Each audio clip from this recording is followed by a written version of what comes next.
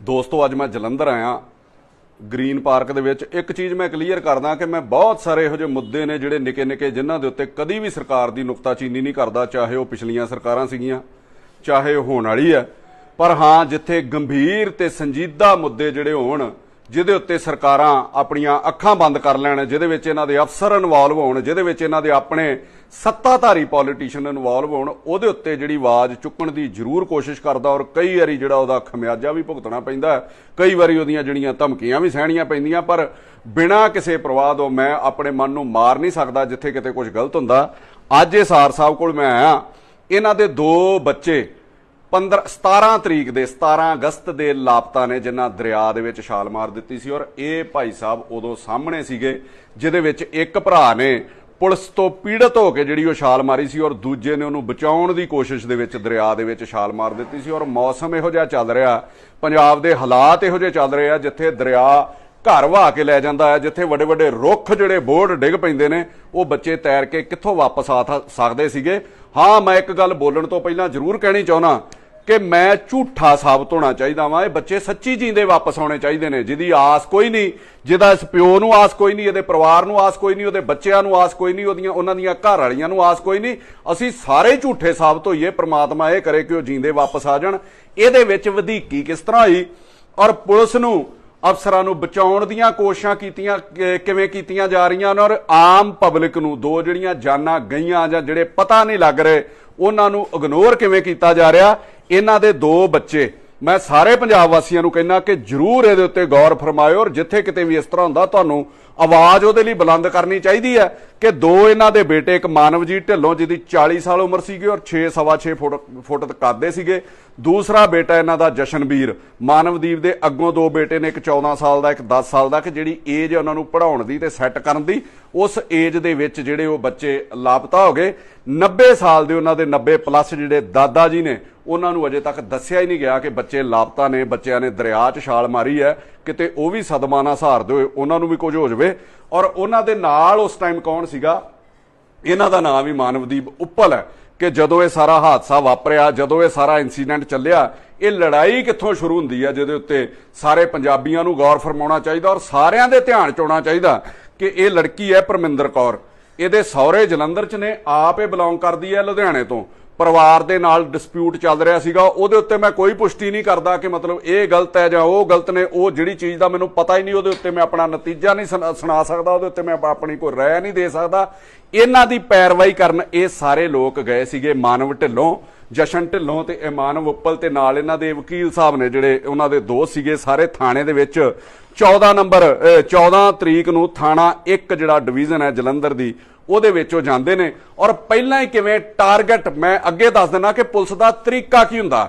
Police ਨੇ ਕਿਸੇ ਦੀ side ਲੈਣੀ ਹੁੰਦੀ ਹੈ ਜਾਂ ਪਿੱਛੇ ਆਏ ਲੋਕਾਂ ਨੂੰ ਰੋਕਣਾ ਹੁੰਦਾ, ਤੇ ਉਹ ਕਰਦੇ ਕੀ ਨੇ? ਜਿਸ ਪਾਰਟੀ ਦੀ ਸਾਈਡ ਲੈਣੀ ਹੁੰਦੀ ਹੈ ਤੇ ਉਹਦੇ ਵਿਰੁੱਧ ਦੇ ਵਿੱਚ ਜਿਹੜੇ ਲੋਕ ਆਏ ਹੁੰਦੇ ਨੇ, ਉਹਨਾਂ ਚੋਂ ਇੱਕ ਅੱਧੇ ਜਣੇ ਨੂੰ ਬੇਇੱਜ਼ਤ ਕੀਤਾ ਜਾਂਦਾ, ਥਾਣੇ ਦੇ ਵਿੱਚ ਮਾੜਾ ਚੰਗਾ ਬੋਲਿਆ ਜਾਂਦਾ।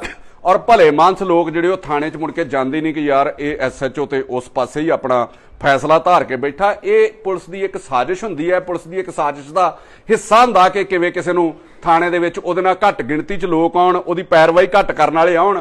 ਔਰ ਥਾਣੇ ਦੇ ਵਿੱਚ ਜਾਂਦਿਆਂ ਹੀ ਜਦੋਂ ਇਹ ਬੈਠੇ ਨੇ ਕੁਰਸੀ ਦੇ ਉੱਤੇ, ਤੇ SHO ਦੇ ਨਾਲ ਇੱਕ ਲੜਕੀ ਜਿਹੜੀ ਕੰਮ ਕਰਦੀ ਹੈ ਕਾਂਸਟੇਬਲ ਉਸ ਥਾਣੇ ਦੇ ਵਿੱਚ, ਜਗਜੀਤ ਕੌਰ ਉਹਦਾ ਇਹਨਾਂ ਨਾਂ ਦੱਸਿਆ, ਉਹ ਆਉਂਦਿਆਂ ਹੀ ਮਾਨਵ ਢਿੱਲੋਂ ਦੇ ਮਤਲਬ ਗਲ ਪੈ ਜਾਂਦੀ ਹੈ ਕਿ ਤੈਨੂੰ ਕਿਸੇ ਲੇਡੀਜ਼ ਦੇ ਸਾਹਮਣੇ ਬਹਿਣਾ ਨਹੀਂ ਆਉਂਦਾ, ਤੈਨੂੰ ਨਹੀਂ ਪਤਾ ਥਾਣੇ 'ਚ ਕਿਵੇਂ ਬਹਿਣਾ, ਥਾਣੇ 'ਚ ਬੈਠਾ ਕਿਸ ਤਰ੍ਹਾਂ।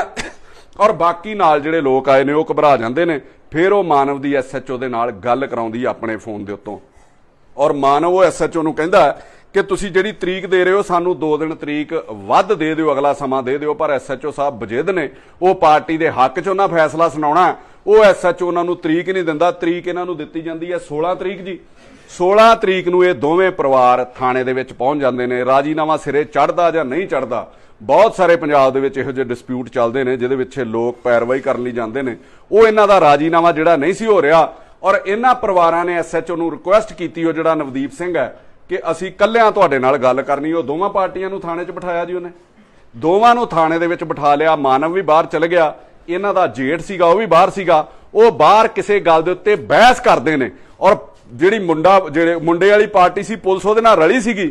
ਜੇਠ ਥਾਣੇ ਦੇ ਵਿੱਚ SHO ਕੋਲ ਆਉਂਦਾ ਕਿ ਬਾਹਰ ਸਾਡਾ ਜਿਹੜਾ ਉਹ ਝਗੜਾ ਕਰ ਰਿਹਾ ਮਾਨਵ, ਔਰ SHO ਜਿਹੜਾ ਉਹਨੂੰ ਆਪਣੇ ਕਮਰੇ ਦੇ ਵਿੱਚ ਜਦੋਂ ਬੁਲਾਉਂਦਾ ਔਰ ਉਹਨੂੰ ਬੇਇੱਜ਼ਤ ਕਰਨਾ ਸ਼ੁਰੂ ਕਰ ਦਿੰਦਾ ਕਿ ਤੇਰੀ 57 ਕਰਨੀ ਹੈ, ਔਰ ਉਹਦੇ ਮੁਲਾਜ਼ਮ ਜਿਹੜੇ ਉਹਨੂੰ ਖਿੱਚ ਕੇ ਅੰਦਰੋਂ ਲੈ ਜਾਂਦੇ ਨੇ SHO ਦੇ ਕਹਿਣ ਦੇ ਉੱਤੇ ਵੀ ਇਹਨੂੰ ਬੰਦਾ ਬਣਾਓ ਜਾ ਕੇ ਔਰ ਇਹਨੂੰ ਪੱਗ ਲਾ ਕੇ ਅੰਦਰ ਦੇ ਦਿਓ। ਮਾਨਵ ਉੱਥੇ ਰੌਲਾ ਪਾਉਂਦਾ, ਉਹ ਜਾਗਦੀ ਜ਼ਮੀਰ ਵਾਲਾ ਬੰਦਾ ਸੀਗਾ। ਉਹਨੇ ਕਿਹਾ ਜੀ ਤੁਸੀਂ ਮੇਰੇ ਨਾਲ ਨਜਾਇਜ਼ ਕਰ ਰਹੇ ਹੋ, ਜੇ ਬਿਲਕੁਲ ਸਹੀ ਕਰ ਰਹੇ ਹੋ ਤੇ ਔਨ ਕੈਮਰਾ ਕਰੋ, ਜੇ ਤੁਸੀਂ ਬਿਲਕੁਲ ਹੀ ਕਾਨੂੰਨ ਦੇ ਮੁਤਾਬਕ ਕਰ ਰਹੇ ਹੋ। ਉਹਦੇ ਨਾਲ SHO ਦੇ ਮੂੰਹ ਦੇ ਉੱਤੇ ਮੁੱਕਾ ਮਾਰਦਾ ਜੀ, ਜੋ ਮਾਨਵ ਨੇ ਤੁਹਾਨੂੰ ਦੱਸਿਆ, ਔਰ ਉਹ ਲੜਕਾ ਅੱਗੋਂ ਆਪਣੀ ਆਵਾਜ਼ ਬੁਲੰਦ ਕਰਦਾ ਔਰ SHO ਨੇ ਇਹ ਝਗੜਾ ਜਿਹੜਾ ਨਾ ਤੇ ਲੜਕੀ ਦਾ ਰਹਿਣ ਦਿੱਤਾ ਤੇ ਨਾ ਉਹ ਮੁੰਡੇ ਦਾ ਰਹਿਣ ਦਿੱਤਾ, ਆਪਣਾ ਜਿਹੜਾ ਉਹ ਮਾਨਵ ਦੇ ਨਾਲ ਬਣਾ ਲਿਆ ਔਰ ਮਾਨਵ ਨੂੰ ਥਾਣੇ ਦੀ ਹਵਾਲਾਤ ਦੇ ਵਿੱਚ ਪੱਗ ਲਾ ਕੇ ਉਹਦੀ ਕਮੀਜ਼ ਲਾ ਕੇ ਬੰਦ ਕਰ ਦਿੱਤਾ ਜਾਂਦਾ। ਔਰ ਇਸ ਲੜਕੀ ਨੂੰ ਕਿਸ ਤਰੀਕੇ ਪੁਲਿਸ ਪੈਰਵਾਈ ਕਰਦੀ ਹੈ ਦੂਜੀ ਪਾਰਟੀ ਦੀ, ਇਹਨੂੰ ਅੰਦਰ ਬੁਲਾ ਕੇ ਡਰਾਇਆ ਜਾਂਦਾ ਕਿ ਬਾਹਰ ਹਸ਼ਰ ਵੇਖ ਲਾ, ਤੁਹਾਡਾ ਸਾਰਿਆਂ ਦਾ ਇਹ ਹਾਲ ਹੋਣਾ। ਇਹਦੇ ਫੋਨ ਦੇ ਵਿੱਚ ਜਿਹੜੇ ਪ੍ਰੂਫ ਸੀਗੇ, ਮਤਲਬ ਇਹਦੇ ਇਨਲਾਜ਼ ਦੇ ਖਿਲਾਫ ਜਿਹੜਾ ਇਹਦਾ ਝਗੜਾ ਸੀਗਾ, ਉਹ ਥਾਣੇ ਦੇ ਵਿੱਚ SHO ਤੇ ਜਿਹੜੀ ਕਾਂਸਟੇਬਲ ਜਗਜੀਤ ਕੌਰ ਹੈ ਉਹਦੇ ਕੋਲੋਂ ਡਿਲੀਟ ਕਰਾਏ ਜਾਂਦੇ ਨੇ ਥਾਣੇ ਦੇ ਵਿੱਚ, ਔਰ ਇਹਦੇ ਕੋਲੋਂ ਕਈ ਕਾਗਜ਼ਾਤ ਦੇ ਉੱਤੇ ਸਾਈਨ ਕਰਾਏ ਜਾਂਦੇ ਨੇ ਉਸ ਝਗੜੇ ਦੇ ਦੌਰਾਨ। ਔਰ ਇਸ ਤਰੀਕੇ ਜਲੀਲ ਕੀਤਾ ਜਾਂਦਾ ਵੀ ਇਹਨੂੰ ਇਨਸਾਫ ਦੇਣਾ ਹੀ ਨਹੀਂ ਹੈਗਾ। ਮਾਨਵ ਹਵਾਲਾਤ ਦੇ ਵਿੱਚ ਸੀਗਾ, ਉਹਨੂੰ ਬੇਇੱਜ਼ਤ ਕੀਤਾ ਗਿਆ। ਉਹਨਾਂ ਦੇ ਫਾਦਰ ਜਿਹੜੇ ਨੇ ਇਹਨਾਂ ਨੂੰ ਫੋਨ ਕਰਦਾ, ਇਹਨਾਂ ਦਾ ਛੋਟਾ ਬੇਟਾ ਜਸ਼ਨ, ਉਹ ਕਹਿੰਦਾ ਜੀ ਅੰਦਰ ਉਹਨੂੰ ਪਾਣੀ ਵੀ ਨਹੀਂ ਦਿੱਤਾ ਜਾ ਰਿਹਾ ਤੇ ਕਮੀਜ਼ ਵੀ ਉਹਦੀ ਲਵਾਈ ਹੈ। ਇਹੋ ਤੁਹਾਡੇ ਛੋਟੇ ਬੇਟੇ ਨੇ ਫੋਨ ਕੀਤਾ। ਛੋਟਾ ਬੇਟਾ ਬਹੁਤ ਜ਼ਿਆਦਾ ਪਰੇਸ਼ਾਨ ਸੀਗਾ, ਉਹ ਕਹਿੰਦਾ ਜੀ SHO ਹਿਟਲਰ ਬਣ ਕੇ ਬਹਿ ਗਿਆ। ਹੁਣ ਮੈਂ ਇੱਥੇ ਦੱਸਣਾ ਚਾਹੁੰਦਾ ਕਿ ਇਕੱਲੇ ਬੰਦੇ ਦੀ ਕਦੀ 57 ਕਰਦੀ ਨਹੀਂ ਪੁਲਿਸ। ਜੇ ਝਗੜਾ ਇਹਨਾਂ ਮੇਰਾ ਦਾ ਹੋਣ ਦਾ ਲੱਗ ਰਿਹਾ ਵੀ ਅਸੀਂ ਇੱਕ ਦੂਜੇ ਨਾਲ ਝਗੜਾ ਕਰਨਾ, ਤੇ ਦੋਵਾਂ ਬੰਦਿਆਂ ਦੇ ਉੱਤੇ 57 ਕੀਤੀ ਜਾਂਦੀ ਹੈ, ਦੋਵਾਂ ਨੂੰ ਅੰਦਰ ਦਿੱਤਾ ਜਾਂਦਾ। ਔਰ 57 ਜਿਹੜੀ ਹੈ, ਮੈਂ ਸਾਰੀ ਪਬਲਿਕ ਨੂੰ ਇਹ ਤੋਂ ਜਾਣੂ ਕਰਾਉਣਾ ਚਾਹੁੰਦਾ ਕਿ ਪੁਲਿਸ ਕੋਲ ਇੱਕ ਬਹੁਤ ਵਧੀਆ ਹਥਿਆਰ ਹੈ ਕਿਸੇ ਦਾ ਰਾਜੀਨਾਮਾ ਕਰਾਉਣ ਦਾ। ਜਦੋਂ ਦੋ ਪਾਰਟੀਆਂ ਆਪਸ ਦੇ ਵਿੱਚ ਉਲਝਦੀਆਂ ਨੇ, ਤੈਸ਼ ਦੇ ਵਿੱਚ ਆ ਕੇ ਕਹਿੰਦੀਆਂ ਨੇ ਥਾਣਾ ਵੀ ਵੇਖ ਲਾਂਗੇ, ਜੇਲ੍ਹ ਵੀ ਵੇਖ ਲਾਂਗੇ, ਉਦੋਂ ਜਿਹੜੇ ਭਲੇ ਮਾਨਸ ਲੋਕ ਨੇ ਉਹਨਾਂ ਨੂੰ ਦਬਕਾ ਮਾਰਿਆ ਜਾਂਦਾ ਕਿ ਤੁਹਾਡੇ ਉੱਤੇ 57 ਕਰ ਦੇਣੀ, ਇਹਨਾਂ ਨੂੰ ਥਾਣੇ ਦੇ ਅੰਦਰ ਬੰਦ ਕਰੋ। ਜਦੋਂ ਉਹਨਾਂ ਨੂੰ ਹਵਾਲਾਤ 'ਚ ਬੰਦ ਕਰਦੇ ਨੇ 15 ਮਿੰਟ, ਜਾਂ ਜਦੋਂ ਉਹਨਾਂ ਨੂੰ ਹਵਾਲਾਤ ਦੇ ਲਾਗੇ ਲੈ ਕੇ ਜਾਂਦੇ ਨੇ, ਤੇ 90% ਜਿਹੜੇ ਥਾਣਿਆਂ ਦੇ ਵਿੱਚ ਉਹ ਰਾਜੀਨਾਮੇ ਹੋ ਜਾਂਦੇ ਆ ਵੀ ਖੱਜਲ ਖਰਾਬੀ ਬਹੁਤ ਹੋਣੀ ਆ। ਇਹ 57 ਜਿਹੜਾ ਉਹ ਹਥਿਆਰ ਵਰਤਿਆ ਜਾਂਦਾ, ਪਰ ਇੱਥੇ SHO ਨੇ ਦੂਜੀ ਪਾਰਟੀ ਨੂੰ ਖੁਸ਼ ਕਰਨ ਲਈ, ਆਪਣੀ ਈਗੋ ਸੈਟੀਸਫਾਈ ਕਰਨ ਲਈ ਉਹ ਹਥਿਆਰ ਵਰਤਿਆ, ਮਾਨਵ ਨੂੰ ਥਾਣੇ ਦੇ ਵਿੱਚ ਬੰਦ ਕਰਕੇ। ਔਰ ਛੋਟਾ ਭਰਾ ਜਿਹੜਾ ਮਾਨਸਿਕ ਤੌਰ ਦੇ ਉੱਤੇ ਬਹੁਤ ਜ਼ਿਆਦਾ ਪਰੇਸ਼ਾਨ ਹੋ ਗਿਆ। ਲਾਸਟ ਕਾਲ ਉਹਦੇ ਫਾਦਰ ਨੂੰ ਆਉਂਦੀ ਹੈ ਕਿ ਪਿਤਾ ਜੀ ਤੁਸੀਂ ਸਾਡੇ ਲਈ ਬਹੁਤ ਜਿਹੜਾ ਕੁਝ ਕੀਤਾ, ਮੈਂ ਤੁਹਾਨੂੰ ਇਹ ਕਹਿਣਾ ਚਾਹੁੰਦਾ ਕਿ love you papa, love you ਪਾਪਾ। ਆਹ ਦੋ ਗੱਲਾਂ ਉਹਨੇ ਆਪਣੇ ਫਾਦਰ ਨੂੰ ਕਹੀਆਂ। ਉਸ ਤੋਂ ਬਾਅਦ ਉਹ ਮਿਲ ਨਹੀਂ ਸੀ ਰਿਹਾ। ਇਹ ਮਾਨਵ ਢਿੱਲੋਂ ਤੇ ਮਾਨਵ ਉੱਪਲ ਉਹਨੂੰ ਲੱਭਣ ਦੀ ਕੋਸ਼ਿਸ਼ ਕਰਦੇ ਨੇ ਪਰਿਵਾਰ ਦੇ ਕਹਿਣ ਦੇ ਉੱਤੇ, ਔਰ ਉਹਦਾ ਫੋਨ ਚੱਲ ਰਿਹਾ ਸੀਗਾ। ਫਿਰ ਇਹ ਫੋਨ ਦੇ ਉੱਤੇ ਬਹਾਨਾ ਮਾਰਦੇ ਨੇ ਕਿ ਸਾਨੂੰ ਗੱਡੀ ਜਿਹੜੀ ਤੇਰੇ ਕੋਲੋਂ ਚਾਹੀਦੀ ਹੈ, ਔਰ ਇਹਨਾਂ ਨੂੰ ਕਹਿੰਦਾ ਦਰਿਆ ਦੇ ਉੱਤੇ ਆ ਜਾਓ। ਇਹ ਦੋਵੇਂ ਜਣੇ ਦਰਿਆ ਦੇ ਉੱਤੇ ਜਾਂਦੇ ਨੇ, ਔਰ ਉੱਥੇ ਇਹਨਾਂ ਨੂੰ ਜਿਹੜਾ ਉੱਥੇ ਚੌਂਕੀ ਇੰਚਾਰਜ ਆ ਜਿਹੜਾ ਪੁਲ ਦੇ ਉੱਤੇ ਨਾਕਾ ਹੁੰਦਾ, ਉਹ ਇਹਨਾਂ ਨੂੰ ਕਹਿੰਦਾ ਕਿ ਤੁਸੀਂ ਗੱਡੀ ਪਰੇ ਕਰੋ। ਜਿਹੜਾ ਮਾਨਵ ਹੈ ਉਹ ਛੋਟੇ ਭਰਾ ਨੂੰ ਸਮਝਾਉਣ ਦੀ ਕੋਸ਼ਿਸ਼ ਕਰਦਾ ਕਿ ਯਾਰ ਵਧੀਕੀ ਤੇ ਮੇਰੇ ਨਾਲ ਹੋਈ ਹੈ, ਸਾਰਾ ਟੱਬਰ ਤੈਨੂੰ ਦਵਾਈਆਂ ਦੇ ਰਿਹਾ, ਤੂੰ ਨਾ ਕਰ, ਆਪਾਂ ਹੋਰ ਆਲਾ ਅਧਿਕਾਰੀਆਂ ਕੋਲ ਚੱਲਾਂਗੇ, ਵੱਡੇ ਅਫਸਰਾਂ ਕੋਲ ਚੱਲਾਂਗੇ, ਇਨਸਾਫ ਲਵਾਂਗੇ। ਉਹਦੇ ਨਾਲ ਗੱਲਬਾਤ ਕਰ ਰਿਹਾ, ਉਹਨੂੰ ਮਨਾਉਣ ਦੀ ਕੋਸ਼ਿਸ਼ ਕਰ ਰਿਹਾ ਕਿ ਕੋਈ ਗਲਤ ਸਟੈਪ ਨਾ ਚੁੱਕੀ। ਇਸ ਦੌਰਾਨ ਉਹਨੂੰ ਘਰੋਂ ਫੋਨ ਆਉਂਦਾ ਤੇ ਉਹ ਦੱਸਦਾ ਕਿ ਮਿਲ ਗਿਆ। ਉਹਦਾ ਫਾਇਦਾ ਉਠਾਉਂਦੇ ਹੋਏ ਜਿਹੜਾ ਜਸ਼ਨ ਹੈ ਉਹ ਆਪਣੀ ਪੱਗ ਲਾ ਕੇ ਜੀ, ਉਹ ਆਪਣੀ ਪੱਗ ਲਾ ਕੇ ਤੇ ਦਰਿਆ ਦੇ ਵਿੱਚ ਛਾਲ ਮਾਰ ਦਿੰਦਾ ਕਿ ਮੇਰੇ ਕੋਲ ਸਾਡੀ ਬੇਇੱਜ਼ਤੀ ਬਹੁਤ ਹੋਈ। ਅਖੀਰ ਜਿਹੜੇ ਇਹਨਾਂ ਨੂੰ ਉਹਨੇ ਲਫ਼ਜ਼ ਵਰਤੇ ਨੇ ਕਿ ਮੇਰੇ ਪੱਲੇ ਕੱਖ ਨਹੀਂ ਰਿਹਾ ਸਾਡੇ ਪਰਿਵਾਰ ਦੇ। ਪਹਿਲਾਂ ਬਹੁਤ ਜ਼ਿਆਦਾ ਰੋਇਆ ਤੇ ਫਿਰ ਉਹਨੇ ਬਹੁਤ ਜ਼ਿਆਦਾ ਹੱਸਣਾ ਸ਼ੁਰੂ ਕਰ ਦਿੱਤਾ। ਜਿਸ ਤਰੀਕੇ ਮਾਨਸਿਕ ਪਰੇਸ਼ਾਨ ਬੰਦਾ ਜਾਂ ਪਾਗਲਪਨ ਦੀ ਹਾਲਤ ਦੇ ਵਿੱਚ ਉਹ ਕਰਦਾ ਹੈ ਕਿ ਬਹੁਤ ਜ਼ਿਆਦਾ ਪੀੜਾ ਦੇ ਵਿੱਚ ਉਹ ਗੁਜ਼ਰ ਰਿਹਾ ਸੀਗਾ, ਔਰ ਉੱਥੇ ਉਹ ਛਾਲ ਮਾਰ ਦਿੰਦਾ। ਔਰ ਦੂਜਾ ਭਰਾ ਬਹੁਤ ਦਲੇਰ ਸੀਗਾ, ਉਹਨੇ ਵੀ ਉਹਦੇ ਪਿੱਛੇ ਉਹਨੂੰ ਬਚਾਉਣ ਲਈ ਜਿਹੜੀ ਛਾਲ ਮਾਰ ਦਿੱਤੀ ਉਹ ਦਰਿਆ ਦੇ ਵਿੱਚ, ਔਰ ਦੋਵੇਂ ਜਾਣੇ ਰੁੜ ਗਏ ਉਸ ਪਾਣੀ ਦੇ ਵਿੱਚ।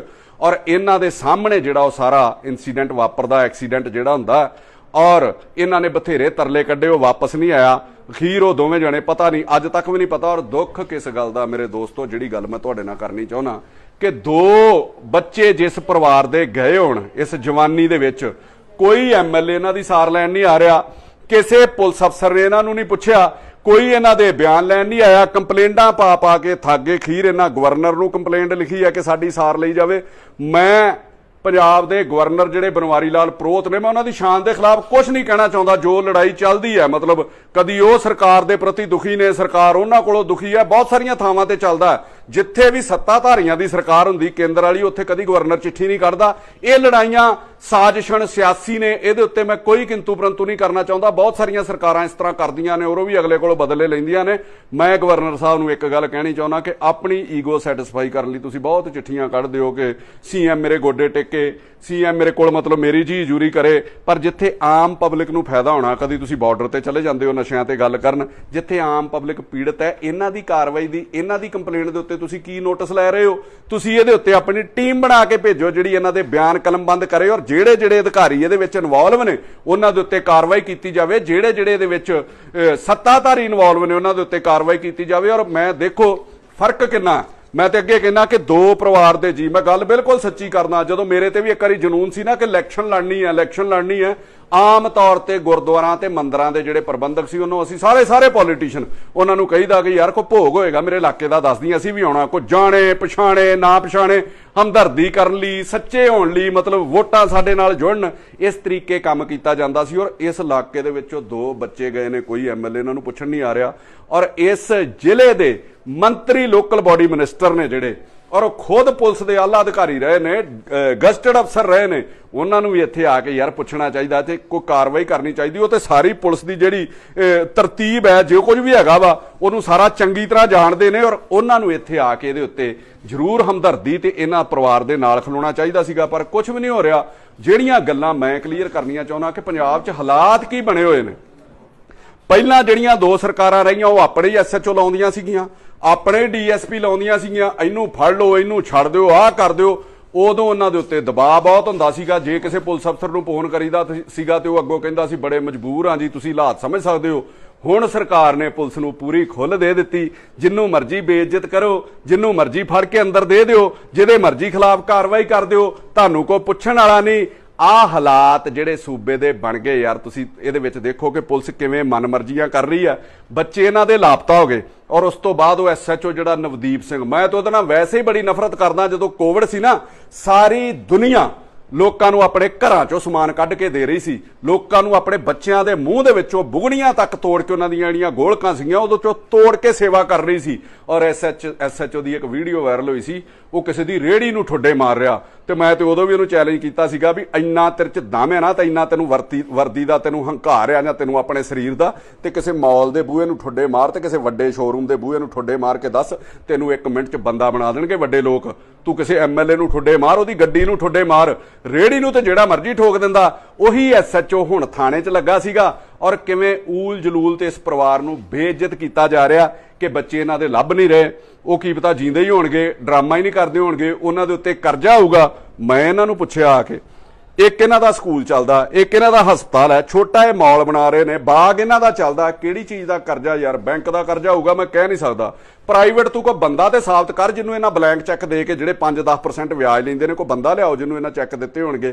ਆਪਣੇ ਆਪ ਨੂੰ ਸੱਚਾ ਹੋਣ ਲਈ ਇਹੋ ਜਿਹੀਆਂ ਜਿਹੜੀਆਂ ਊਲ ਜਲੂਲ ਹਰਕਤਾਂ ਕੀਤੀਆਂ ਜਾ ਰਹੀਆਂ ਨੇ, ਇਹੋ ਜਿਹੇ ਉਲਟਾ ਇਸ ਪਰਿਵਾਰ ਨਾਲ ਹਮਦਰਦੀ ਕਰਨ ਦੀ ਬਜਾਏ ਤੇ ਇਹੋ ਜਿਹੀਆਂ ਵਾਹਿਯਾਤ ਜਿਹੜੇ ਉਹ ਬਿਆਨ ਦਿੱਤੇ ਜਾ ਰਹੇ ਨੇ, ਉਹਦੇ ਖਿਲਾਫ ਕੀ ਗੱਲ ਸਰਕਾਰ ਸੁੱਤੀ ਹੈ? ਸਰਕਾਰ ਨੂੰ ਦਿਸ ਨਹੀਂ ਰਿਹਾ ਵੀ ਉਹਦੇ ਉੱਤੇ ਕਾਰਵਾਈ ਕਰਨੀ ਹੈ? ਕਾਰਨ ਕੀ ਹੈ? ਇਹਦੇ ਪਿੱਛੇ ਵੀ ਜਾਣ ਦੀ ਲੋੜ ਹੈ ਕਿ ਜਦੋਂ 2 ਬੱਚੇ ਦਰਿਆ 'ਚ ਡੁੱਬਦੇ ਨੇ, ਜਦੋਂ 2 ਬੱਚੇ ਦਰਿਆ 'ਚ ਛਾਲ ਮਾਰਦੇ ਨੇ, ਪ੍ਰਸ਼ਾਸਨ ਇੱਕਦਮ ਐਕਟਿਵ ਹੋ ਜਾਂਦਾ। ਜਲੰਧਰ ਦੇ ਬੱਚੇ ਸੀਗੇ, ਜਲੰਧਰ 'ਚ ਝਗੜਾ ਹੋਇਆ, ਤਰਨਤਾਰਨ ਜ਼ਿਲ੍ਹਾ ਪੈਂਦਾ ਜਿੱਥੇ ਗੋਂਦਵਾਲ ਪੁਲ ਦੇ ਉੱਤੇ ਮਤਲਬ ਉਹ ਇਹਨਾਂ ਦਾ ਬਾਰਡਰ ਬਣਦਾ, ਜਿਹਦੇ ਉੱਤੇ ਉਹਨਾਂ ਛਾਲ ਮਾਰੀ। ਮੈਂ ਡੀਸੀ ਤਰਨਤਾਰਨ ਨੂੰ, ਡੀਸੀ ਜਲੰਧਰ ਨੂੰ ਪੁੱਛਣਾ ਚਾਹੁੰਦਾ ਕਿ ਕੋਈ ਕਾਗਜ਼ਾਂ 'ਚ ਦਿਖਾਓ ਕਿਹੜੀ ਰੈਸਕਿਊ ਟੀਮ ਤੁਸੀਂ ਉੱਥੇ ਭੇਜੀ ਜਿਹੜੀ ਉੱਥੇ ਕਾਰਵਾਈ ਕਰਦੀ ਹੋਵੇ, ਫਾਰਮੈਲਿਟੀ ਸੇਕ ਹੀ, ਕਿ ਉਹਨਾਂ ਬੱਚਿਆਂ ਨੂੰ ਲੱਭਣ ਦੀ ਕੋਸ਼ਿਸ਼ ਕਰਦੀ ਹੋਵੇ। ਕੋਈ ਬਿਆਨ ਤੇ ਦਿਓ ਉਹਨਾਂ ਦਾ, ਤੁਸੀਂ ਉਹਦਾ ਕੋਈ ਕਾਗਜ਼ ਤੇ ਦੱਸੋ। ਕਾਰਨ ਕੀ ਹੈ ਇਸ ਪਰਿਵਾਰ ਨੂੰ ਉਲਝਾਇਆ ਕਿਉਂ ਜਾ ਰਿਹਾ ਕਿ ਜੇ ਬੱਚਿਆਂ ਦੀਆਂ ਡੈੱਡ ਬਾਡੀ ਜਾਂ ਬੱਚੇ ਜੀਂਦੇ ਨਹੀਂ ਮਿਲਣਗੇ ਤੇ 7 ਸਾਲ ਤੱਕ ਉਹਨਾਂ ਨੂੰ ਡਿਕਲੇਅਰ ਨਹੀਂ ਕੀਤਾ ਜਾ ਸਕਦਾ ਉਹ ਮਰੇ ਨੇ, ਔਰ ਉਹਦੇ ਉੱਤੇ ਕੋਈ ਕਾਰਵਾਈ ਨਹੀਂ ਹੋ ਸਕਦੀ, ਉਹਦੇ ਉੱਤੇ ਕੋਈ ਕੁਝ ਨਹੀਂ ਹੋ ਸਕਦਾ। ਸੋ ਨਾ ਤੇ ਉਹਨਾਂ ਨੂੰ ਲੱਭਣ ਦੀ ਕੋਸ਼ਿਸ਼ ਕੀਤੀ ਗਈ, ਇਹ ਵੀ ਇੱਕ ਸਾਜ਼ਿਸ਼ ਦਾ ਹਿੱਸਾ, ਔਰ ਉਹਦੇ ਵਿੱਚ ਨਾ ਲੱਭਣ ਦੀ ਕੋਸ਼ਿਸ਼ ਕੀਤੀ ਨਾ ਕਾਰਵਾਈ ਕੀਤੀ। ਕੱਲ ਉਸ ਐਸਐਚਓ ਨੂੰ ਲਾਈਨ ਹਾਜ਼ਰ ਕੀਤਾ ਗਿਆ ਜਦੋਂ ਮੈਨੂੰ ਪਤਾ ਲੱਗਾ ਕੋਈ ਵੀਸੀ ਚੱਲਦੀ ਦੇ ਵਿੱਚ ਵੀ ਡੀਜੀ ਨੇ ਜਿਹੜਾ ਨੋਟਿਸ ਲਿਆ ਸੀਗਾ, ਕਿਸੇ ਨੂੰ ਲਾਈਨ ਹਾਜ਼ਰ ਕਰ ਦੇਣਾ ਹੈ, ਕੋਈ ਸਜ਼ਾ, ਤਨਖਾਹ ਉਹਨੂੰ ਪੂਰੀ ਮਿਲਣੀ ਹੈ, ਸਹੂਲਤਾਂ ਉਹਨੂੰ ਸਾਰੀਆਂ ਪੂਰੀਆਂ ਮਿਲਣੀਆਂ, ਜੇ ਕੋਈ ਸਰਕਾਰੀ ਰਿਹਾਇਸ਼ ਹੈ ਸਾਰਾ ਕੁਝ ਹੈਗਾ, ਤੇ ਕਾਹਦੇ ਲਈ, ਕਿਸ ਗੱਲ ਲਈ ਤੁਸੀਂ ਉਹਨੂੰ, ਉਹਦੇ ਉੱਤੇ ਕਾਰਵਾਈ ਹੋਣੀ ਚਾਹੀਦੀ। ਉਹਨੇ 1 ਸਾਈਡਡ ਬਣ ਕੇ ਕਮ ਸੇ ਕਮ ਉਹਦੇ ਉੱਤੇ 751 ਉਹਦੇ ਉੱਤੇ ਕੋਈ ਪਰਚਾ ਦਰਜ ਹੋਣਾ ਚਾਹੀਦਾ ਕਿ ਇਹਨੇ ਛਾਲ ਮਾਰ ਲਈ, ਉਹਨਾਂ ਨੂੰ ਉਕਸਾਇਆ, ਕੁਝ ਵੀ ਹੈ, ਉਹਦੇ ਉੱਤੇ ਕੋਈ ਠੋਸ ਕਾਰਵਾਈ ਨਹੀਂ ਕੀਤੀ ਜਾ ਰਹੀ। ਕਿੱਡਾ ਕੁ ਕਮਾਊ ਜਿਹੜਾ ਉਹਨੂੰ ਪੁੱਤ ਬਣਾਇਆ, ਕਿੰਨੇ ਕੁ ਲੋਕਾਂ ਨੂੰ ਉਹ ਪੈਸੇ ਦਿੰਦਾ, ਕਿੰਨੇ ਕੁ ਅਫਸਰਾਂ ਨੂੰ ਪੈਸੇ ਦਿੰਦਾ, ਕਿੰਨੇ ਪੋਲੀਟੀਸ਼ੀਅਨ ਨੂੰ ਪੈਸੇ ਦਿੰਦਾ। ਫਿਰ ਦੇਖੋ ਕੀ ਕਹਿ ਰਿਹਾ ਕਿ 15 ਤਰੀਕ ਨੂੰ ਮੇਰੇ ਕੈਮਰੇ ਬੰਦ ਹੋ ਗਏ। ਕੀ ਗੱਲ ਸਰਕਾਰ ਇਹਦਾ ਕੋਈ ਸੰਗਿਆਨ ਨਹੀਂ ਲਊਗੀ? ਇਹ 15 ਅਗਸਤ ਦੇਸ਼ ਦਾ ਸੈਂਸਿਟਿਵ ਦਿਨ ਹੁੰਦਾ ਹੈ। ਉਦੋਂ ਬਹੁਤ ਸਾਰੀਆਂ ਧਮਕੀਆਂ ਬਾਹਰਲੇ ਮੁਲਕਾਂ ਤੋਂ, ਜਿਹੜੇ ਸਾਡੇ ਵਿਰੋਧੀ ਨੇ, ਬਾਹਰਲੇ ਜਿਹੜੇ ਦੇਸ਼ ਨੂੰ ਪਿਆਰ ਨਹੀਂ ਕਰਦੇ, ਉਹਨਾਂ ਵੱਲੋਂ ਵਾਰਦਾਤ ਨੂੰ ਅੰਜਾਮ ਜਿਹੜਾ ਦੇਣ ਦੀਆਂ ਬਹੁਤ ਸਾਰੀਆਂ ਕੋਸ਼ਿਸ਼ਾਂ ਕੀਤੀਆਂ ਜਾਂਦੀਆਂ ਨੇ। ਔਰ 15 ਅਗਸਤ ਨੂੰ ਜੇ ਕੋਈ ਕੈਮਰੇ ਬੰਦ ਹੋਏ ਨੇ ਤੇ ਉਹਦੀ ਤੇ ਤੇਰੇ ਉੱਤੇ ਅਲੱਗ ਕਾਰਵਾਈ ਹੋਣੀ ਚਾਹੀਦੀ ਹੈ। ਕਿਸੇ ਦੇ ਬਾਹਰ ਕੋਈ ਵਾਰਦਾਤ ਹੋ ਜਾਂਦੀ ਹੈ ਥਰਡ ਪਰਸਨ ਦੇ, ਔਰ ਪੁਲਿਸ ਸਾਰੇ ਘਰਾਂ ਦੇ, ਸਾਰੇ ਮਤਲਬ ਸਮਾਜ ਦੇ ਸਾਰੀਆਂ ਦੁਕਾਨਾਂ ਦੇ ਕੈਮਰੇ ਚੈੱਕ ਕਰਦੀ ਹੈ ਤੇ ਜੇ ਕਿਸੇ ਦੁਕਾਨਦਾਰ ਦੇ ਕੈਮਰੇ ਨਾ ਚੱਲਣ ਤੇ ਉਹਨੂੰ ਜਲੀਲ ਕੀਤਾ ਜਾਂਦਾ, ਉਹਦੇ ਉੱਤੇ ਕਾਰਵਾਈ ਕਰਨ ਦੀਆਂ ਧਮਕੀਆਂ ਦਿੱਤੀਆਂ ਜਾਂਦੀਆਂ ਨੇ। ਅਗਲੇ ਦਿਨ ਉਹਦੇ ਕੋਲ ਪੈਸੇ ਖਰਚਾ ਕੇ ਨਵੇਂ ਕੈਮਰੇ ਲਵਾਏ ਜਾਂਦੇ ਨੇ, ਚਾਹੇ ਉਹਦੇ ਕੋਲ ਪੈਸੇ ਹੈਗੇ ਜਾਂ ਨਹੀਂ ਹੈਗੇ। ਤੇਰੇ ਥਾਣੇ 'ਚ ਹੀ ਉਸ ਦਿਨ ਕੈਮਰੇ ਬੰਦ ਹੋਣੇ ਸੀਗੇ। ਕਿੰਨੀਆਂ ਕੁ ਸਫਾਈਆਂ ਦੇਏਗਾ? ਕਮ ਸੇ ਕਮ ਉਹ ਪ੍ਰਮਾਤਮਾ ਵੇਖਦਾ, ਤੈਨੂੰ ਉਹਨੇ ਸਜ਼ਾ ਜ਼ਰੂਰ ਦੇਣੀ ਹੈ। ਉਸ ਤੋਂ ਅੱਗੇ ਆਓ, 15 ਤਰੀਕ ਨੂੰ ਉਹ ਕਹਿੰਦਾ ਜੀ ਮੇਰੇ ਕੈਮਰੇ ਬੰਦ ਹੋਏ ਨੇ। 14 ਤਰੀਕ ਨੂੰ, 14 ਸੀਗੀ ਜਦੋਂ ਤੱਕ ਇਹਨਾਂ ਦੇ ਫੋਨ 'ਚੋਂ ਵੀਡੀਓਜ਼ ਡਿਲੀਟ ਕੀਤੀਆਂ ਜਾਂਦੀਆਂ ਨੇ। ਇਸ ਲੜਕੀ ਦੇ ਫੋਨ ਦੇ ਵਿੱਚੋਂ ਐਵੀਡੈਂਸ ਸਾਰੀ ਡਿਲੀਟ ਕੀਤੀ ਜਾਂਦੀ ਹੈ। ਇਹਨਾਂ ਨੇ ਚੈਲੰਜ ਕੀਤਾ ਕਿ ਤੁਸੀਂ 14 ਤਰੀਕ ਵਾਲੀ ਆਪਣੀ ਫੁਟੇਜ ਵਿਖਾ ਦਿਓ। ਕੁਛ ਵੀ ਕੋਈ ਕਿਸੇ ਨੂੰ ਦੇਣ ਨਹੀਂ ਤਿਆਰ ਨਹੀਂ। ਹਾਂ, ਜਦੋਂ ਇਹੋ ਕਿਸੇ ਆਮ ਬੰਦੇ ਦੇ ਨਾਲ ਹੋਇਆ ਹੋਵੇ ਤੇ ਪੁਲਿਸ ਮੇਰਾ ਖਿਆਲ ਹੈ ਵੀ ਧੂੜਾਂ ਹੀ ਪੁੱਟ ਦਿੰਦੀ ਉਹਦੇ ਘਰ ਦੀਆਂ ਤੇ ਉਹਨੂੰ ਮਹੀਨਾ ਘਰ ਨਹੀਂ ਵੜਨ ਦਿੰਦੀ। ਆਪਣੇ ਅਫਸਰਾਂ ਨੂੰ ਜਿਹੜੀਆਂ ਬਚਾਉਣ ਦੀਆਂ ਕੋਸ਼ਿਸ਼ਾਂ ਕੀਤੀਆਂ ਜਾ ਰਹੀਆਂ ਨੇ। ਸੋ ਇਹਨਾਂ ਚੀਜ਼ਾਂ ਦੇ ਕਰਕੇ ਅੱਜ ਮੈਂ ਇਸ ਪਰਿਵਾਰ ਕੋਲ ਆਇਆ ਸੀ। ਮੈਂ ਫਿਰ ਕਹਿੰਦਾ ਕਿ ਖਬਰ ਝੂਠੀ ਹੋਣੀ ਚਾਹੀਦੀ ਹੈ ਕਿ ਇਹਨਾਂ ਦੇ ਬੱਚੇ ਜੀਂਦੇ ਹੋਣੇ ਚਾਹੀਦੇ ਨੇ। ਉਹ ਮੋੜ ਆਉਣ, ਉਹਦੇ ਵਿੱਚ ਅਸੀਂ ਸਾਰੇ ਹੀ ਮਤਲਬ ਭਾਵੇਂ ਝੂਠੇ ਸਾਬਤ ਹੋ ਜਾਈਏ, ਕੋਈ ਗਰੇਜ ਨਹੀਂਗਾ। ਪਰ ਜੇ ਉਹਨਾਂ ਇਹਦੇ ਸਾਹਮਣੇ ਛਾਲ ਮਾਰੀ ਹੈ, ਇਹੋ ਜਿਹਾ ਮੌਸਮ ਸੀਗਾ, ਇਹੋ ਜਿਹੇ ਦਰਿਆ ਨੇ, ਕੋਈ ਵਾਪਸ ਆਉਣ ਦਾ ਚਾਂਸ ਨਹੀਂ ਹੈ। ਉਸ SHO ਦੇ ਖਿਲਾਫ ਕਾਰਵਾਈ ਕਿਉਂ ਨਹੀਂ ਕੀਤੀ ਜਾ ਰਹੀ? ਸੋ ਇਸ ਅੱਜ ਜਿਹੜੇ ਮੇਰੇ ਬੋਲ ਨੇ, ਇਹਦੇ ਰਾਹੀਂ ਮੈਂ ਭਗਵੰਤ ਮਾਨ ਹੋਣਾ ਨੂੰ, ਪੰਜਾਬ ਦੇ DGP ਨੂੰ ਕਹਿੰਦਾ ਕਿ ਲੋਕਾਂ ਦੇ ਵਿੱਚ ਤੁਹਾਡਾ ਵਿਸ਼ਵਾਸ ਉਹਨਾਂ ਨੂੰ ਕਿਨਾਰਾ ਕਰਕੇ ਬਣਿਆ ਸੀਗਾ। ਉਹਨਾਂ ਵਾਲੀਆਂ ਜਿਹੜੀਆਂ ਹਰਕਤਾਂ ਤੁਸੀਂ ਵੀ ਛੱਡੋ। ਜਿਹੜੇ ਸੰਜੀਦਾ ਮੁੱਦੇ ਨੇ, ਪਰਿਵਾਰ ਰੁਲ ਰਿਹਾ, ਨਾ ਇਹਨਾਂ ਕੋਲ ਆਲਾ ਅਧਿਕਾਰੀ ਆਇਆ ਤੇ ਨਾ ਇਹਨਾਂ ਕੋਲ ਕੋਈ ਪੋਲੀਟੀਸ਼ੀਅਨ, ਤੁਹਾਡੀ ਸਰਕਾਰ ਦਾ ਜਿਹੜਾ ਸੱਤਾਧਾਰੀ ਆ, ਜਿਹੜਾ ਕਿਸੇ ਪੋਸਟ ਦੇ ਉੱਤੇ ਆ, ਨਾ ਉਹ ਆਇਆ। ਤੇ ਫਿਰ ਕਿਸ ਤਰੀਕੇ, ਕਿਹੜਾ ਇਨਸਾਫ ਆਪਾਂ ਲੋਕਾਂ ਨੂੰ ਦੇਣ ਦੀਆਂ ਗੱਲਾਂ ਕਰਦੇ ਆ? ਫਿਰ ਕੀ ਮਤਲਬ ਲੋਕਾਂ ਨੂੰ ਆਪਾਂ ਇਨਸਾਫ ਦੇਵਾਂਗੇ? ਮੈਂ ਫਿਰ ਅਖੀਰ 'ਚ ਤੁਹਾਨੂੰ ਕਹਿੰਦਾ, ਮੈਂ ਨਿੱਕੀਆਂ ਮੋਟੀਆਂ ਗੱਲਾਂ ਨੂੰ ਇਗਨੋਰ ਕਰਦਾ ਵਾਂ, ਕਦੀ ਉਹਦੇ ਉੱਤੇ ਨੁਕਤਾਚੀਨੀ ਕਰਨ ਦੀ। ਹਾਂ, ਜਿੱਥੇ ਕਿਸੇ ਦੀ ਜਾਨ ਚਲੀ ਜਾਂਦੀ ਹੈ, ਕਿਸੇ ਦੇ ਨਾਲ ਇਹ ਮਤਲਬ ਪਰਿਵਾਰ ਦਾ ਸਾਰਾ ਭਵਿੱਖ ਹੀ ਜੁੜ ਗਿਆ। ਅੱਗੋਂ ਛੋਟੇ ਬੱਚਿਆਂ ਦਾ, ਮਤਲਬ ਛੋਟੇ ਉਹਨਾਂ ਦੇ ਬੱਚੇ ਨੇ, ਦੋਵੇਂ ਮੈਰਿਡ ਨੇ, ਇੱਕ ਦੀ ਵਾਈਫ ਹੀ ਮਤਲਬ ਥੋੜਾ ਚਿਰ ਹੋਇਆ ਜੀ ਜਸ਼ਨ ਦੇ ਵਿਆਹ ਨੂੰ, ਉਹਦੇ ਵਿਆਹ ਨੂੰ ਥੋੜਾ ਚਿਰ ਹੋਇਆ। ਤੁਸੀਂ ਸਾਰੇ ਪਰਿਵਾਰ ਹੀ ਦਾਅ ਦੇ ਉੱਤੇ ਲਾ ਦਿੱਤੇ ਔਰ ਇਹਦੇ ਉੱਤੇ ਕਾਰਵਾਈ ਨਹੀਂ ਕਰ ਰਹੇ। ਫਿਰ ਮੈਂ ਤੇ ਅਖੀਰ ਤੁਹਾਨੂੰ ਕਹੂੰਗਾ ਵੀ ਲੱਖ ਲਾਹਣਤ ਹੈ ਜੇ ਤੁਸੀਂ ਇਸ ਪਰਿਵਾਰ ਦੀ ਬਾਂਹ ਨਾ ਫੜੀ, ਸਮੇਤ ਤੁਹਾਡੇ ਤੇ ਸਮੇਤ ਤੁਹਾਡੇ ਗਵਰਨਰ ਦੇ। ਮੈਂ ਆਸ ਕਰਦਾ ਕਿ ਜ਼ਰੂਰ ਜਿਹੜਾ ਐਕਸ਼ਨ ਹੋਊਗਾ। ਔਰ ਮੈਂ ਬਾਕੀ ਵੀ ਜਿਹੜੀਆਂ ਵਿਰੋਧੀ ਪਾਰਟੀਆਂ ਨੇ, ਕੱਲ ਸਾਰ ਸੁਖਬੀਰ ਸਿੰਘ ਬਾਦਲ ਨੇ ਵੀ ਇਹਦੇ ਉੱਤੇ ਫੇਸਬੁੱਕ ਦੇ ਉੱਤੇ ਇਹਨਾਂ ਦੇ ਪਰਿਵਾਰ ਦੀ ਇੱਕ ਖਬਰ ਤੇ ਆਪਣੇ ਵੱਲੋਂ ਜਿਹੜੀ ਇੱਕ ਪੋਸਟ ਪਾਈ ਸੀ, ਮੈਂ ਉਹਨਾਂ ਨੂੰ ਵੀ ਕਹੂੰਗਾ ਕਿ ਵਿਚਾਰਕ ਮਤਭੇਦ ਇੱਕ ਅਲੱਗ ਰਹਿੰਦੇ ਨੇ ਤੁਹਾਡੇ ਨਾਲ, ਨਿੱਜੀ ਮਸਲੇ ਮਤਲਬ ਦਰਬਾਰ ਸਾਹਿਬ ਨਾਲ ਜੁੜੇ ਜਾਂ ਕਿਤੇ ਵੀ ਨੇ, ਪਰ ਜਿੱਥੇ ਪੰਜਾਬ ਦੇ ਸੰਜੀਦਾ ਤੇ ਸਾਂਝੇ ਮੁੱਦੇ ਨੇ ਉਹਨਾਂ ਦੇ ਉੱਤੇ ਇਕੱਲਾ ਫੇਸਬੁੱਕ ਤੇ ਪਾਉਣ ਦੀ ਲੋੜ ਨਹੀਂ। ਇਸ ਪਰਿਵਾਰ ਦੇ ਨਾਲ ਆ ਕੇ ਦੁੱਖ ਸਾਂਝਾ ਵੀ ਕਰੋ। ਜਿੱਥੇ ਤੁਸੀਂ ਆਉਂਦੇ ਉੱਥੇ ਮੀਡੀਆ ਵੀ ਇਕੱਠਾ ਹੁੰਦਾ, ਇਹਨਾਂ ਦੀ ਆਵਾਜ਼ ਬੁਲੰਦ ਕਰੋ। ਪੰਜਾਬ 'ਚ ਹੋਰ ਬਹੁਤ ਸਾਰੇ ਲੋਕ ਨੇ। ਮੈਂ ਸਾਰ ਸੁਖਪਾਲ ਸਿੰਘ ਖਹਿਰਾ ਨੂੰ ਵੀ ਕਹੂੰਗਾ ਵੀ ਉਹ ਵੀ ਇੱਥੇ ਪਹੁੰਚਣ, ਪਰਿਵਾਰ ਦੀ ਬਾਂਹ ਫੜਨ, ਇਹਨਾਂ ਨੂੰ ਨਿਆਂ ਜਿਹੜਾ ਦਵਾਇਆ ਜਾ ਸਕੇ। ਪੂਰੀ ਕਾਂਗਰਸ ਨੂੰ ਇੱਥੇ ਆਉਣਾ ਚਾਹੀਦਾ। ਮਤਲਬ ਕਰਪਸ਼ਨ ਦੇ ਉੱਤੇ ਦੂਜਾ ਤੀਜਾ ਬਹੁਤ ਨੁਕਤਾਚੀਨੀ ਕੀਤੀ ਜਾਂਦੀ ਹੈ, ਪਰ ਜਿੱਥੇ ਕੋਈ ਸਮਾਜ ਦੇ ਸਾਂਝੇ ਮੁੱਦੇ ਨੇ ਉੱਥੇ ਸਾਰਿਆਂ ਨੂੰ ਇਹਨਾਂ ਦੀ ਆਵਾਜ਼ ਜਿਹੜੀ ਉਹ ਬੁਲੰਦ ਕਰਨ ਦੀ ਲੋੜ ਹੈ। ਮੈਂ ਇਸ ਪਰਿਵਾਰ ਵੱਲੋਂ ਸਾਰਿਆਂ ਨੂੰ ਸੱਦਾ ਦਿੰਦਾ ਕਿ ਇਹਨਾਂ ਦੀ ਆ ਕੇ ਬਾਂਹ ਫੜੀ ਜਾਵੇ। ਔਰ ਜਦੋਂ ਤੱਕ ਇਸ ਪਰਿਵਾਰ ਨੂੰ ਇਨਸਾਫ ਨਹੀਂ ਮਿਲਦਾ, ਇਸ ਘਰ ਦੇ ਵਿੱਚ ਪੋਲੀਟੀਸ਼ੀਅਨ ਦੀ ਤੇ ਜਿਹੜੇ ਆਪਣੇ ਆਪ ਨੂੰ ਸਮਾਜ ਸੇਵੀ ਕਹਿੰਦੇ ਨੇ ਉਹਨਾਂ ਦੀ ਲਾਈਨ ਹੀ ਨਹੀਂ ਟੁੱਟਣੀ ਚਾਹੀਦੀ। ਇਹ ਜਿਹੜੇ ਸਰਕਾਰੀ ਨੌਕਰੀ ਤੇ ਲੋਕ ਹੁੰਦੇ ਆ, ਚਾਹੇ ਉਹ ਉੱਚੇ ਲੈਵਲ ਦੇ ਆ ਚਾਹੇ ਉਹ ਥੱਲੜੇ ਲੈਵਲ ਦੇ ਆ, ਤੇ ਉਹਨਾਂ ਦੇ ਨਾਲ ਜਿਹੜੇ ਸੱਤਾਧਾਰੀ ਹੁੰਦੇ ਆ, ਚਾਹੇ ਉਹਦੇ ਚ ਮੁੱਖ ਮੰਤਰੀ ਆ, ਚਾਹੇ ਉਹਦੇ ਚ MLA ਆ, ਚਾਹੇ ਉਹਦੇ ਚ ਮੰਤਰੀ ਆ, ਇਹਨਾਂ ਲੋਕਾਂ ਨੂੰ ਲੋਕਾਂ ਦੇ ਦਿੱਤੇ ਟੈਕਸ ਦੇ ਨਾਲ ਤਨਖਾਹ ਮਿਲਦੀ ਹੈ। ਲੋਕਾਂ ਦੇ ਦਿੱਤੇ ਕਮਾਈ ਦੇ ਨਾਲ, ਲੋਕਾਂ ਦੇ ਦਿੱਤੇ ਟੈਕਸ ਦੇ ਨਾਲ ਇਹ ਆਪਣੇ ਪਰਿਵਾਰਾਂ ਦਾ ਪਾਲਣ ਪੋਸ਼ਣ, ਬੱਚਿਆਂ ਦੀ ਪੜ੍ਹਾਈ ਤੇ ਬੱਚਿਆਂ ਦਾ ਭਵਿੱਖ ਜਿਹੜਾ ਸੈੱਟ ਕਰਦੇ ਆ। ਰੋਜੀ ਰੋਟੀ ਜੇ ਕਹਿ ਲਿਆ ਜਾਵੇ ਤੇ ਇੱਥੋਂ ਇਹਨਾਂ ਦੀ ਚੱਲਦੀ ਹੈ ਜਨਤਾ ਦੇ ਸਿਰ ਤੇ। ਤੇ ਜਦੋਂ ਜਨਤਾ ਨੂੰ ਆਪਣੇ ਕੰਮਾਂ ਲਈ, ਇਨਸਾਫ ਲੈਣ ਲਈ ਸੜਕਾਂ ਤੇ ਉਤਰਨਾ ਪਵੇ, ਕੈਂਡਲ ਮਾਰਚ ਕੱਢਣੇ ਪੈਣ, ਤੇ ਫਿਰ ਇਹ ਸਮਝ ਲੈਣਾ ਚਾਹੀਦਾ ਕਿ ਸੂਬੇ 'ਚ, ਦੇਸ਼ 'ਚ ਕਿਤੇ ਵੀ ਜਿਹੜੀ ਕਾਨੂੰਨ ਵਿਵਸਥਾ ਉਹ ਠੀਕ ਨਹੀਂ ਚੱਲ ਰਹੀ। ਔਰ ਮੈਂ ਤੁਹਾਨੂੰ ਯਾਦ ਦਿਵਾਉਣ ਲੱਗਾ ਕਿ ਅੱਜ ਤੋਂ 4-5 ਦਿਨ ਪਹਿਲਾਂ ਵੀ ਮੈਂ ਜਲੰਧਰ ਦੇ ਵਿੱਚ ਗਿਆ ਸੀਗਾ, ਜਿੱਥੇ ਇੱਕ ਪਰਿਵਾਰ ਦੇ 2 ਬੱਚਿਆਂ ਨੇ, ਜਵਾਨ ਬੱਚਿਆਂ ਨੇ, ਇੱਕ 40 ਸਾਲ ਦਾ, ਇੱਕ 36 ਸਾਲ ਦਾ।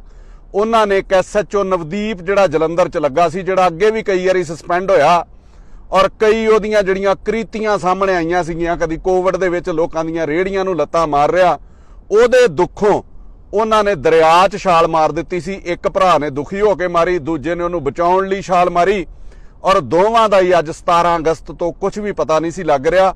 ਔਰ ਉਸ ਪਰਿਵਾਰ ਦਾ ਮਜ਼ਾਕ ਕਿਵੇਂ ਡਾਇਆ ਗਿਆ ਸਾਰੇ ਪੁਲਿਸ ਪ੍ਰਸ਼ਾਸਨ ਵੱਲੋਂ, SHO ਤੋਂ ਲੈ ਕੇ ਕਮਿਸ਼ਨਰ ਤੱਕ ਸਾਰਿਆਂ ਨੇ ਉਹਨਾਂ ਦੇ ਨਾਲ ਭੱਦੇ ਮਜ਼ਾਕ ਕਿਵੇਂ ਕੀਤੇ। ਕਦੀ ਉਹਨਾਂ ਨੂੰ ਕਿਹਾ ਜਾਂਦਾ ਹੈ ਕਿ ਮੁੰਡੇ ਤੁਹਾਡੇ ਜੀਂਦੇ ਨੇ। ਜੇ ਇੱਕ ਛੋਟੇ ਬੱਚੇ ਦੇ ਇਲਾਜ ਕਮਿਸ਼ਨਰ ਜਲੰਧਰ ਨੂੰ ਮਿਲਣ ਜਾਂਦੇ ਨੇ ਤੇ ਉਹ ਕਹਿੰਦੇ ਬੱਚੇ ਤੁਹਾਡੇ ਮਰੇ ਨਹੀਂ, ਉਹ ਦਰਿਆ ਦੇ ਵਿੱਚ ਉਹਨਾਂ ਛਾਲ ਨਹੀਂ ਮਾਰੀ, ਉਹ ਜੀਂਦੇ ਨੇ। ਕਦੀ ਉਹਨਾਂ ਨੂੰ ਇਹ ਕਹਿ ਕੇ ਕਿ ਇੱਕ ਬੱਚੇ ਦਾ ਫੋਨ ਜਿਹੜਾ ਉਹ 8 ਸੈਕਿੰਡ ਲਈ ਆਨ ਹੋਇਆ। ਹੁਣ ਮੈਂ ਪੁੱਛਣਾ ਚਾਹੁੰਦਾ ਕਿ ਜੇ ਕਿਸੇ ਨੇ ਦਰਿਆ 'ਚ ਛਾਲ ਮਾਰ ਦਿੱਤੀ, ਜੇ ਕਿਸੇ ਦਾ ਐਕਸੀਡੈਂਟ ਹੋ ਗਿਆ, ਉਹਦਾ ਕਿਸੇ ਨੇ ਫੋਨ ਚੁੱਕ ਲਿਆ ਤੇ ਸਾਰੀ ਦੁਨੀਆ ਨੂੰ ਪਤਾ ਵੀ ਫੋਨ ਜਿਹੜਾ ਵਾ ਉਹ ਲੌਕ ਵੀ ਆਨ ਹੋ ਜਾਂਦਾ ਵਾ। ਕਦੀ SHO ਵੱਲੋਂ ਮਜ਼ਾਕ ਉਡਾਇਆ ਗਿਆ ਕਿ ਇਹਨਾਂ ਨੇ ਕਰਜ਼ਾ ਬੜਾ ਦੇਣਾ ਹੋਊਗਾ ਤਾਂ ਗਾਇਬ ਹੋ ਗਏ। ਮੈਂ ਉਦੋਂ ਵੀ ਇੱਕ ਸਵਾਲ ਕੀਤਾ ਸੀਗਾ ਕਿ ਇਹਨਾਂ ਦਾ ਚੰਗਾ ਭਲਾ ਕਾਰੋਬਾਰ ਹੈ, ਇਹਨਾਂ ਦਾ ਹਸਪਤਾਲ ਹੈ, ਇਹਨਾਂ ਦਾ ਸਕੂਲ ਹੈ, ਇਹਨਾਂ ਦਾ ਬਾਗ ਹੈ, ਇਹਨਾਂ ਦਾ ਛੋਟਾ ਇੱਕ ਜਿਹਨੂੰ ਤੁਸੀਂ ਕਹਿ ਸਕਦੇ ਹੋ ਵੀ ਮਾਰਕੀਟ ਹੈ, ਇਹਨੂੰ ਛੋਟੇ ਮਾਲ ਦਾ ਨਾਂ ਜਿਹੜਾ ਦਿੱਤਾ ਜਾਂਦਾ ਹੈ।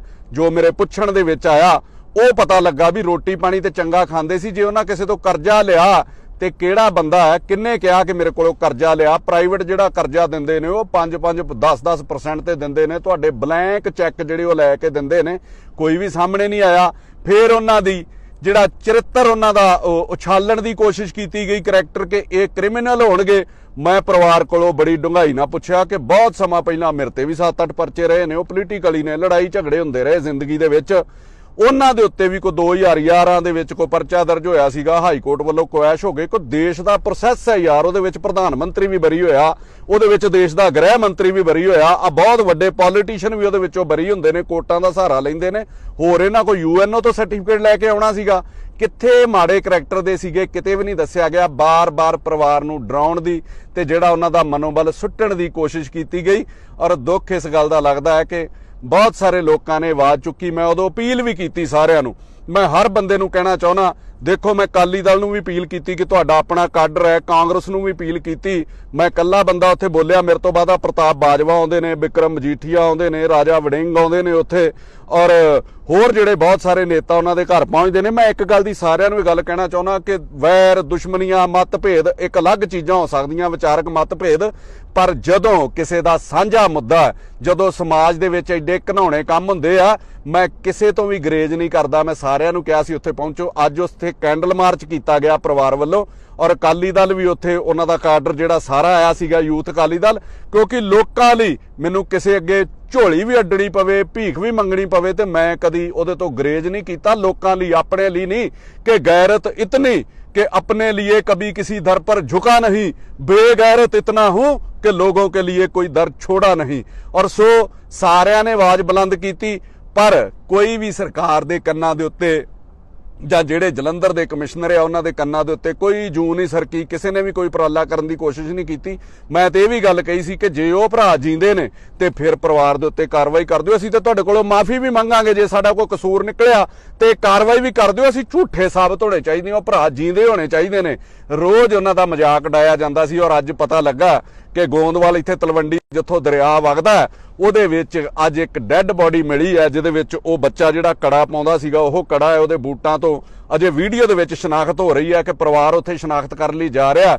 ਮੈਂ ਫਿਰ ਕਹਿਣਾ ਕਿ ਇਹ ਲਾਸ਼ ਉਹਦੀ ਨਹੀਂ ਹੋਣੀ ਚਾਹੀਦੀ। ਉਹ ਪਰਿਵਾਰ ਖਤਮ ਹੋ ਗਿਆ। ਦੋ ਹੀ ਭਰਾ ਸੀਗੇ, ਛੋਟੇ ਛੋਟੇ ਉਹਨਾਂ ਦੇ ਬੱਚੇ ਆ, ਇੱਕ ਦੇ ਅਜੇ ਬੱਚਾ ਕੋਈ ਨਹੀਂ, ਉਹ ਮੈਰਿਡ ਹੈ। ਉਹ ਦੋ ਦੇ ਨਾਲ ਤੁਸੀਂ ਹੋਰ ਦੋ ਪਰਿਵਾਰ ਜਿਹੜੀਆਂ ਲੜਕੀਆਂ ਵਾਲੇ ਨੇ ਉਹ ਵੀ ਤਬਾਹ ਕੀਤੇ ਨੇ। ਸੋ ਜੇ ਉਹ ਡੈੱਡ ਬੋਡੀ ਉਹਦੀ ਨਿਕਲਦੀ ਆ ਤੇ ਹੁਣ ਤੱਕ ਕਾਰਵਾਈ ਕਿਉਂ ਨਹੀਂ ਕੀਤੀ ਗਈ? ਜੋ ਉਹਨਾਂ ਨੇ ਉੱਥੇ ਛਾਲ ਮਾਰੀ ਸੀਗੀ ਤੇ ਫਿਰ SHO ਨੂੰ ਬਚਾਉਣ ਦੀ ਕੋਸ਼ਿਸ਼ ਕਿਉਂ ਕੀਤੀ ਗਈ?